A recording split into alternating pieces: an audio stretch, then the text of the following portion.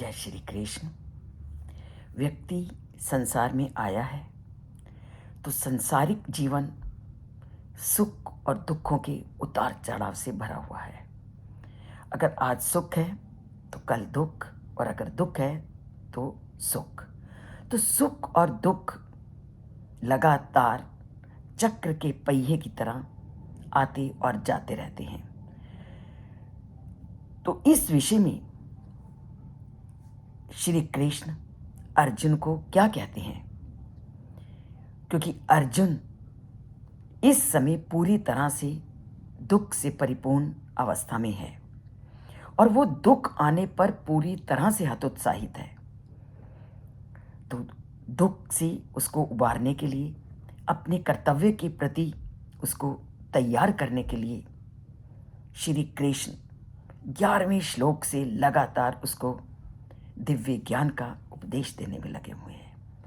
और इसी सुख और दुख के उतार चढ़ावों का, आने और जाने की प्रक्रिया का वर्णन करते हुए श्री कृष्ण अर्जुन को कहते हैं, यम ही ना व्यथ्यन्ति एते पुरुषम पुरुष ऋषभ सम दुख सुखम धीरम सो अमृतत्व आए कल्पते। अब संसार में आए हैं, सुख भी आएंगे, दुख भी आएंगे। तो श्री कृष्ण ने क्या कहा, हे पुरुषों में श्रेष्ठ अर्जुन, जो मनुष्य सुख और दुख में विचलित नहीं होता और इन दोनों परिस्थितियों में स्थिर रहता है, वही मुक्ति का पात्र है। संसार में मुक्ति किसको मिलती है? जो जीवन में आने वाले इन उतार चढ़ावों से प्रभावित नहीं होता। तो ये जितने भी विकृत करने वाले तत्व हैं वो आएंगे। उनके आने पर भी अगर व्यक्ति अपने लक्ष्य पर तटस्थ रहता है, वही अमृत की मार्ग की ओर अग्रसर हो जा सकता है। तभी तो हमारे ग्रंथों में क्या कहा है, विकार हेतौ सति न विक्रियन्ते ये शाम चेतांसी ता एव धीरा, कि कितनी भी विकारों को उत्पन्न करने वाली परिस्थितियां क्यों ना आ जाएं, पर जो व्यक्ति सुख और दुख में विचलित नहीं होता, वही धैर्यवान है, वही अमृत को प्राप्त करता है। तो पिछले श्लोक में श्री कृष्ण ने पूरी तरह से ये बता दिया था कि सुख और दुख इंद्रियों से उत्पन्न होते हैं और जो चीज़ें इंद्रियों से उत्पन्न होंगी वो कभी चिरस्थायी नहीं होंगी। उनका विनाश आना और जाना लगा ही रहेगा। तो अर्जुन को विवेक बुद्धि द्वारा इन सुख दुख लाभ हानि जय प्रजय, इन जोड़ों से, इन द्वंद्वों से वो पार उतरने की प्रेरणा दे रहे हैं। उसे समझाने के लिए वो 2 महत्वपूर्ण प्रश्नों का उत्तर लोगों को बताना चाहते हैं कि 2 प्रश्नों के उत्तरों को आप समझो। और अर्जुन के माध्यम से उन 2 प्रश्नों को वो पूरी मानव जाति को बताना चाहते हैं। वो क्या है? हम सब लोग क्या है? हम सुख क्यों चाहते हैं? पहला प्रश्न है, हम सुख क्यों चाहते हैं? दूसरा, कि भौतिक सुखों से हमें संतुष्टि प्राप्त क्यों नहीं होती? 2 प्रश्न बहुत ध्यान से देखने वाले हैं। नंबर 1, हम सुख क्यों चाहते हैं, और क्या जो संसारिकता में हम लगे हुए हैं, इन भौतिक तत्वों से, इन भौतिक सुखों से क्या हमें संतुष्टि मिलती है? तो इन दोनों प्रश्नों को हम एक एक करके समझते हैं। हमारा पहला प्रश्न का उत्तर बहुत सरल है। पहला प्रश्न है कि हम सुख क्यों चाहते हैं? सुख क्यों चाहते हैं?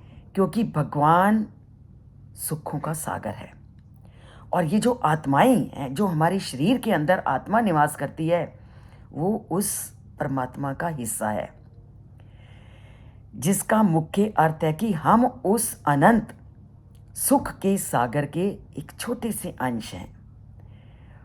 और अगर हम अपने इतिहास के बड़े बड़े महानुभावों के विचारों को सुने जाने, तो स्वामी विवेकानंद ने क्या कहा था इस बारे में।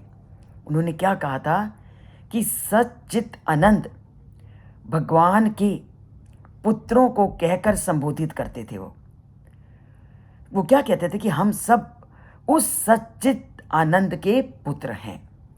वो कहते हैं कि जैसे बच्चा अपनी माता की ओर आकर्षित होता है, ठीक उसी प्रकार सभी जीवों के मध्य में जो अणु अंश के रूप में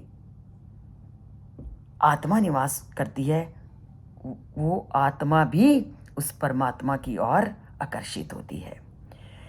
इसी प्रकार अनंत सुख के सागर भगवान का अणु अंश होने के कारण जितनी भी आत्माएं हैं उस असीम महासागर की ओर जाना चाहती हैं। इसलिए हम अपना प्रत्येक कार्य संसार में सुख प्राप्त करने के लिए करते हैं, जो कि वास्तविक रूप से सुख नहीं। हम कहाँ कर रहे हैं काम? संसारिक कामों में। क्या हम कोई वो काम कर रहे हैं जो परमात्मा के साथ या परमात्मा की प्राप्ति के लिए हो? तो यह सुख नहीं है जिसके पीछे हम दिन प्रतिदिन भाग रहे हैं। और इसे किस रूप में पाया जा सकता है? अब उस परम पिता परमात्मा को पाया कैसे जा सकता है? इस संबंध में सबके मत अलग अलग हैं। सभी जीव इसके अतिरिक्त कुछ पाना नहीं चाहते। ये था प्रश्न का उत्तर कि हम पाना एक्चुअल में क्या चाहते हैं? सुख। पर हम भौतिकता में जकड़ जाते हैं तो परम सुख से दूर हो जाते हैं। दूसरा प्रश्न क्या था? सुख चाहते हैं पर सुख से दूर हो जाते हैं। दूसरा प्रश्न है, परमात्मा का अणु अंश होने के कारण आत्मा भगवान के समान दिव्य है। हर एक के अंदर आत्मा है और वो आत्मा भी परमात्मा की तरह दिव्य है। इसलिए वो आत्मा भी दिव्य सुख चाहती है। ऐसे अलौकिक सुख की कुछ तो विशेषताएं होंगी। परमात्मा सुखों का सागर है, आत्मा उसका एक अंश है और वो भी उस दिव्य सुख को प्राप्त करना चाहती है, उस अलौकिक सुख को प्राप्त करना चाहती है। पर वो अलौकिक सुख है क्या? यह अनंत मात्रा का होना चाहिए।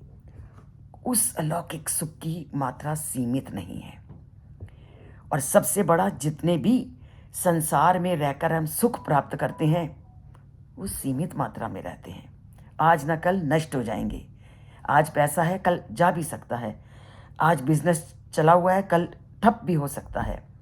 पर उस परम पिता परमात्मा से मिलने पर जो आनंद मिलेगा वो अनंत होगा और वो स्थायी होगा। ये जितना भी संसार में रहकर हम सुख प्राप्त करते हैं वो सब क्षणिक है। पर परमात्मा के साथ मेल होने पर जो सुख होता है वो हमेशा रहने वाला होता है और ये नित्य है। पर सांसारिक पदार्थ अनित्य है, सांसारिक सुख अनित्य है। वो हमने देख ही चुका, क्योंकि सुख और दुख तराजू के दो पलड़े हैं, कोई ऊंचा तो कभी नीचा, कभी बराबर भी। पर उस परम पिता परमात्मा के मेल का जो सुख है वो अलौकिक है। ऐसा सुख केवल भगवान में ही है, क्योंकि वो क्या है? सत, चित और अनंत स्वरूप, चेतन स्वरूप, करुणा का सागर। ऐसे ऐसे नामों से उस परम पिता परमात्मा को हम पुकारते हैं। और इंद्रियों के विषयों के संपर्क से हमें जो सुख मिलता है वह इन सुखों से पूरी तरह से विपरीत है। इंद्रियों का सुख अस्थाई, परमात्मा का स्थायी। इंद्रियों का सुख सीमित, परमात्मा से मिलने वाला सुख असीमित। इसलिए जब ये शरीर हमें मिला है तो हमें लौकिक सुखों की अपेक्षा अलौकिक और दिव्य आत्मा को प्राप्त करने का प्रयत्न करना चाहिए, क्योंकि इन लौकिक सुख से दिव्य आत्मा की कभी संतुष्टि नहीं होती। तो सांसारिक सुखों और दुखों के बोध को समान रूप से सहने का अभ्यास करना चाहिए, तभी लौकिकता से हम ऊपर उठ करके उस अलौकिक परमात्मा की ओर अपनी लड़ लगाएंगे। उस अलौकिक परमात्मा को पाने के लिए इस चैनल से जुड़िए। अगर सब्सक्राइब नहीं किया तो सब्सक्राइब कीजिए और लाइक का बटन दबाना मत भूलिए। तो बोलिए जय श्री कृष्ण और लिखिए जय श्री कृष्ण, और सुख और दुखों से ना घबराते हुए उस परमात्मा पर छोड़ दीजिए, वही सबको पार लगाएगा।